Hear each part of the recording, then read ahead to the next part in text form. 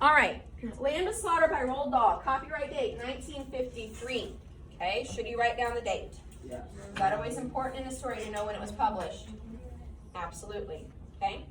Just a little bit of information. Roald Dahl was a British novelist, a short story writer, and poet. Dahl's books and stories are known for their unexpected endings and often darkly comic themes.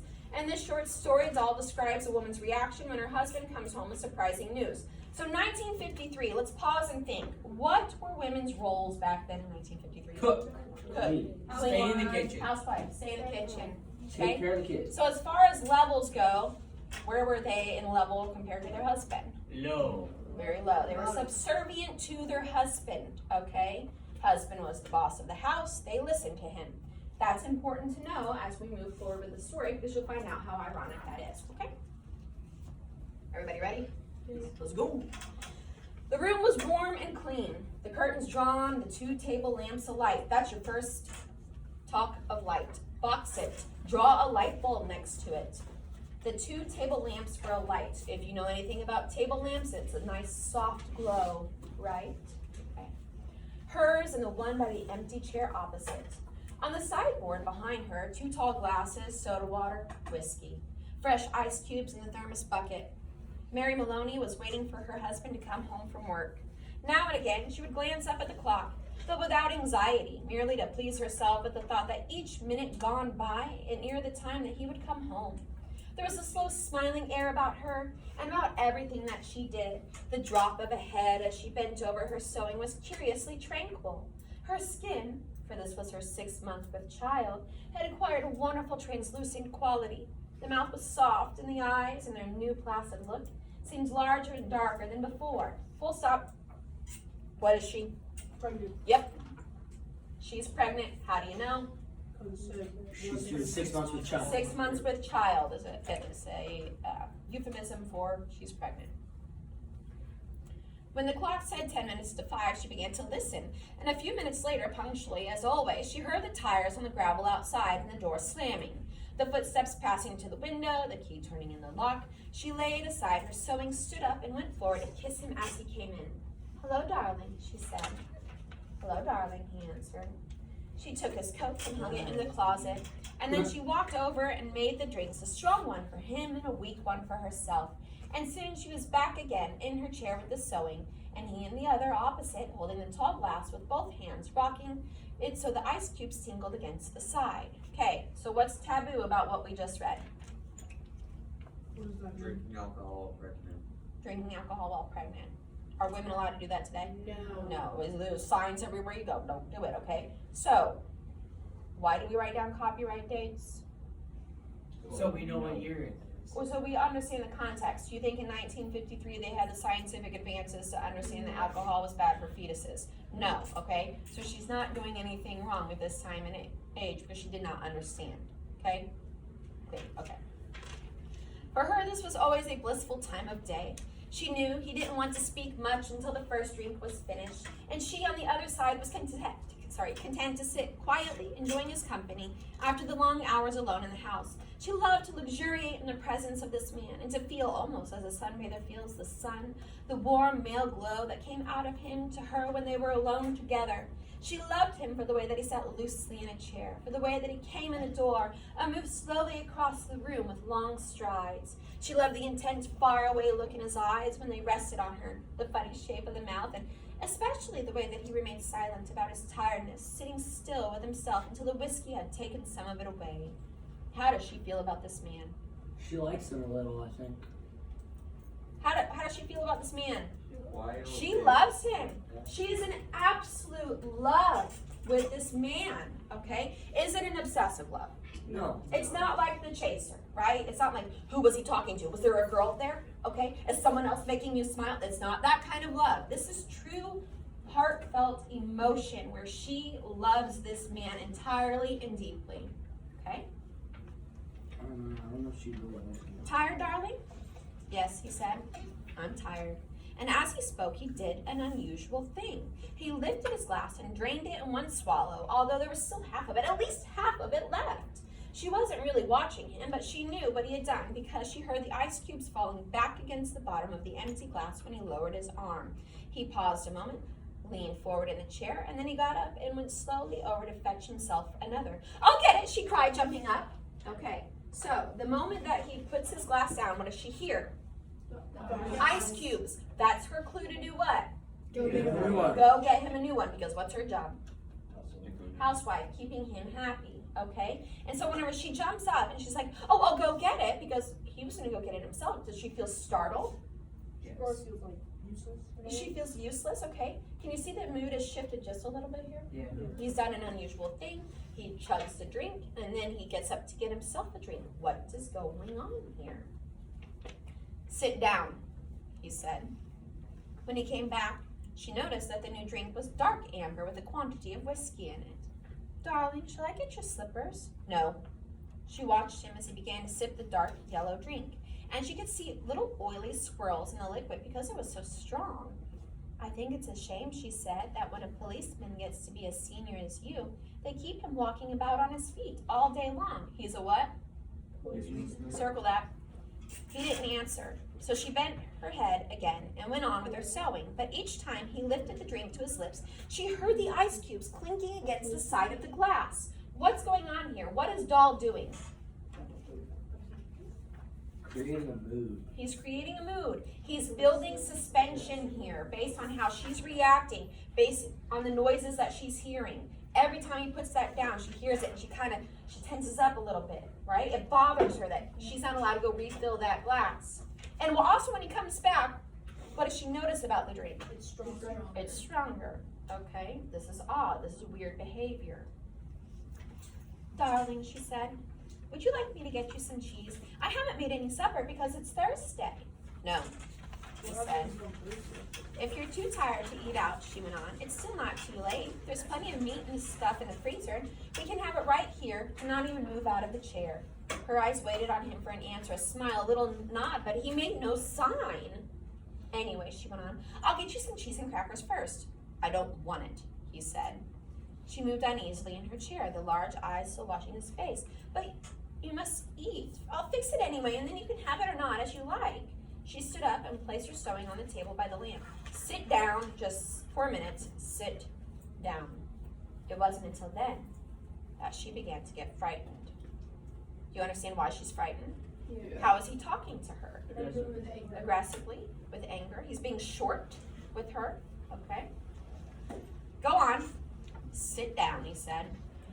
She lowered herself back slowly into the chair, watching him all the time with those large, bewildered eyes. Now her eyes are not so soft and timid. Now they're bewildered, right?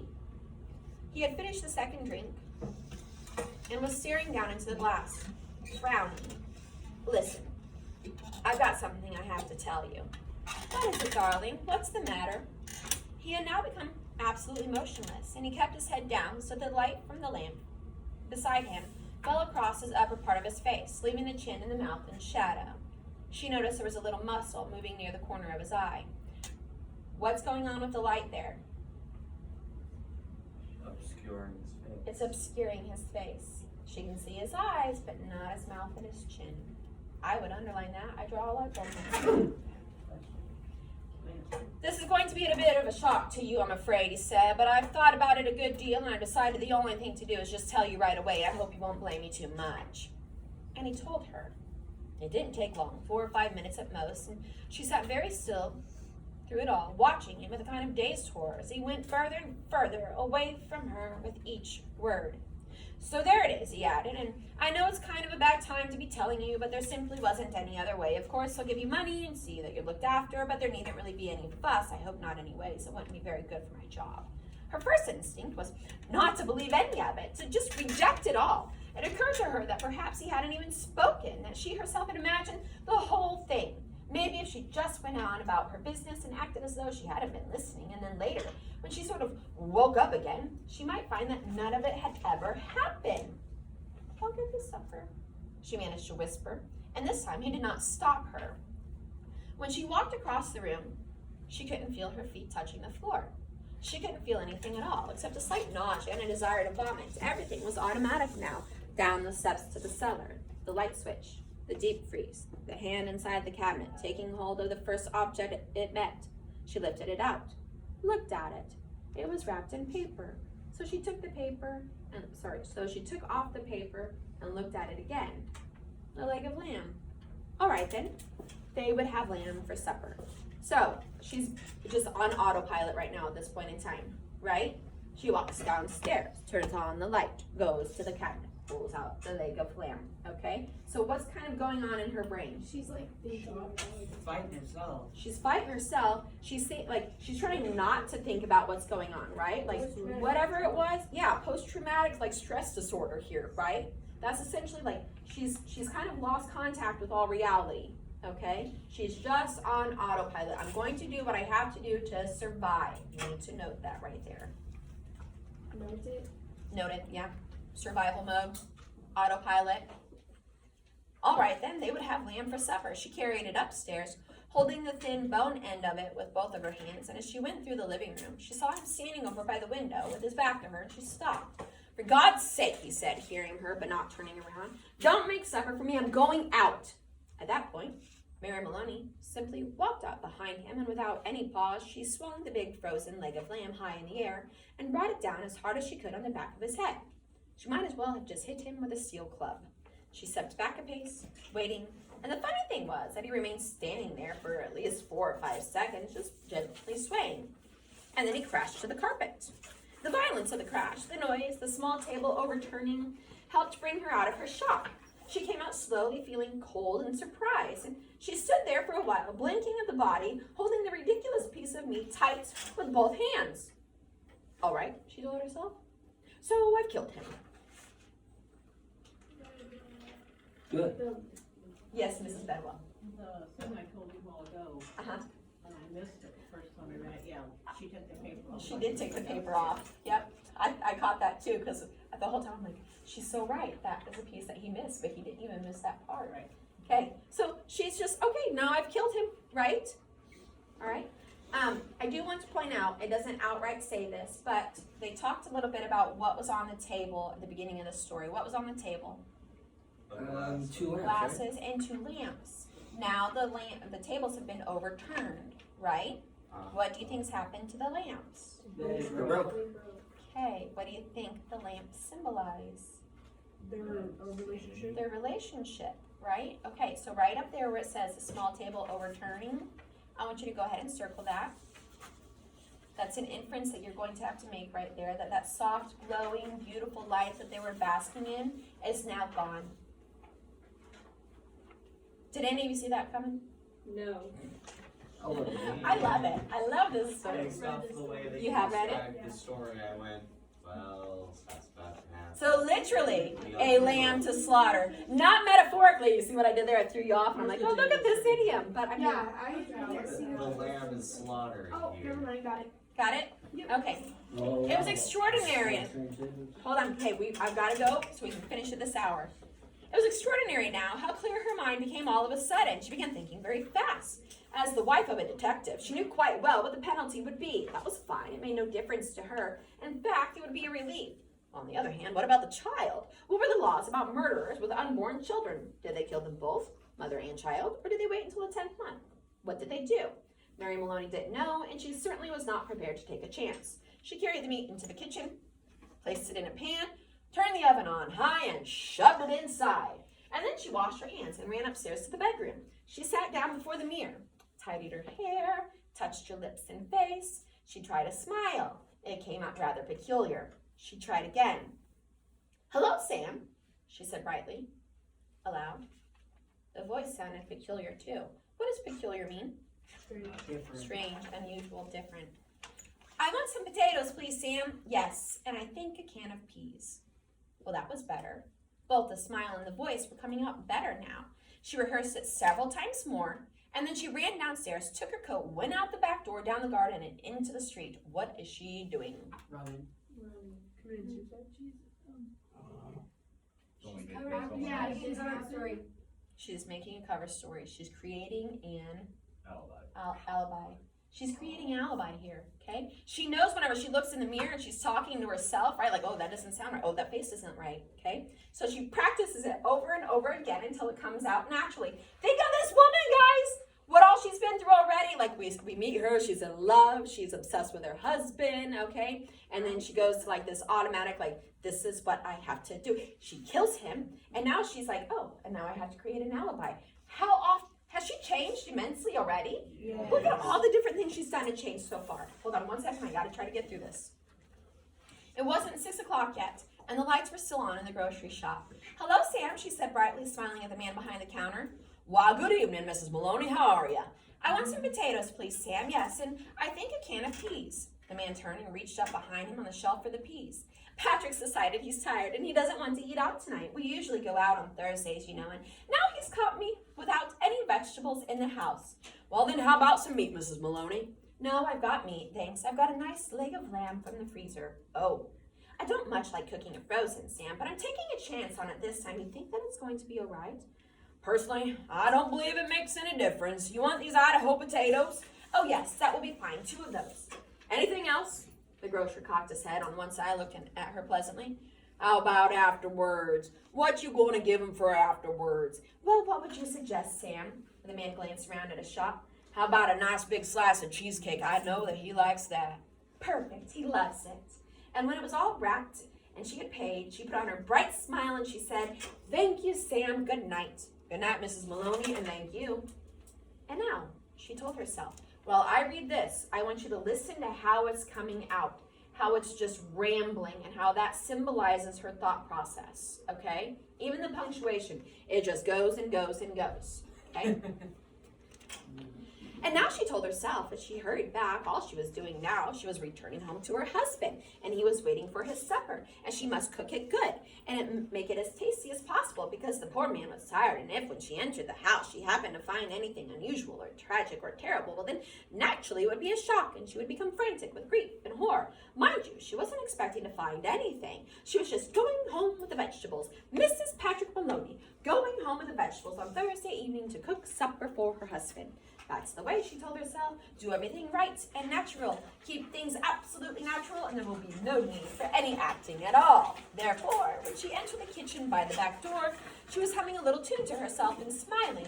Patrick, how are you, darling? She said. She put the parcel down on the table, went through into the living room, and when she saw him lying there on the floor with his legs doubled up and one arm twisted back underneath his body, it really was rather a shock.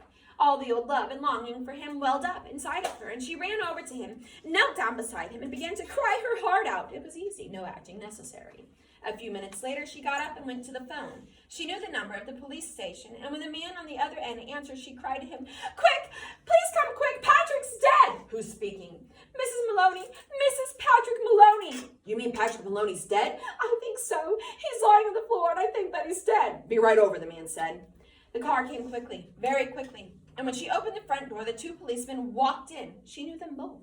Why does she know them both? It's her husband's co-workers, okay? She knew nearly all of the men at the precinct, and she fell right into a chair. And then she went over to join the other one, who was called O'Malley, kneeling by the body, full stop. And now it's not her husband anymore. What did she just call it? The body. She just called it the body, okay? Is he dead? She cried.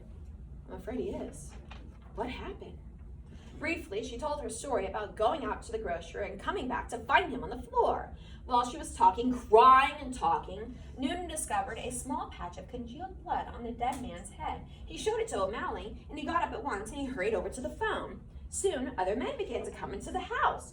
First a doctor, then 2 detectives, one of whom she knew by name. Later, a police photographer arrived and took pictures, and a man who knew about fingerprints. There was a great deal of whisperings and muttering beside the corpse. What's worse than calling it a corpse? Or sorry, calling it a body? Calling it a corpse, right? Mm-hmm. Okay, just saying. And the detectives kept asking her a lot of questions, but they always treated her kindly. She told her story again, this time right from the beginning when Patrick had come in, and she was sewing, and he was tired, so tired he hadn't wanted to go out for supper. She told how she'd put the meat in the oven. It's in there now, cooking. And how she'd slipped out to the grocer for vegetables and come back to him, find him lying on the floor. Which grocer? One of the detectives asked. She told him. He turned and he whispered something to the other detective, who immediately went outside to the street. In 15 minutes, he was back with a page of notes. And there was more whispering, and through her sobbing, she heard a few of the whispered phrases. Acted quite normal, very cheerful. wanted to give him a good supper, peas, cheesecake, and possible that so what did they do? They went to the grocery. They went and checked her alibi. Does it pan out? Yes. Yes. After a while, the photographer and the doctor departed, and the two other men came in and took the corpse away on a stretcher. And then the fingerprint man went away. The two detectives remained, and so did the two policemen. They were exceptionally nice to her, and Jack Noonan asked if she wouldn't rather go somewhere else, to her sister's house perhaps, or to his own wife, who would take care of her and put her up for the night. No, she said. She didn't feel she could even move a yard at the moment. Would they mind awfully if she just stayed where she was until she felt better? She didn't feel too good at the moment. She really didn't. And then, hadn't she just better go lie down in bed? Jack Noonan asked her. No, she said. She'd like to stay right where she was, in this chair. A little later, perhaps, when she felt better, she would move.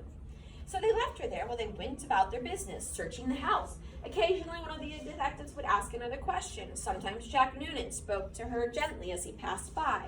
Her husband, he told her, had been killed by a blow on the back of the head, administered with a heavy blunt instrument, almost certainly a large piece of metal. They were looking for the weapon. The murderer must have taken it with him, but on the other hand, they may have thrown it away or hidden it somewhere on the premises. It's the old story, he said. Get the weapon and you've got the man. Circle that because that's going to be ironic. Later, one of the detectives came up and sat beside her. Did she know, he asked, of anything in the house that could have been used as a weapon?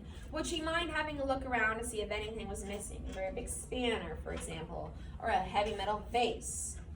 They didn't have any heavy metal vases, she said. Or a big spanner. She didn't think they had a big spanner, but there might be some things like that in the garage. The search went on.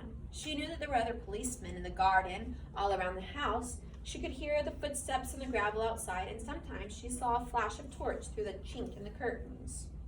What's a torch in Britain? Flashlight. A flashlight. What's a garden in Britain?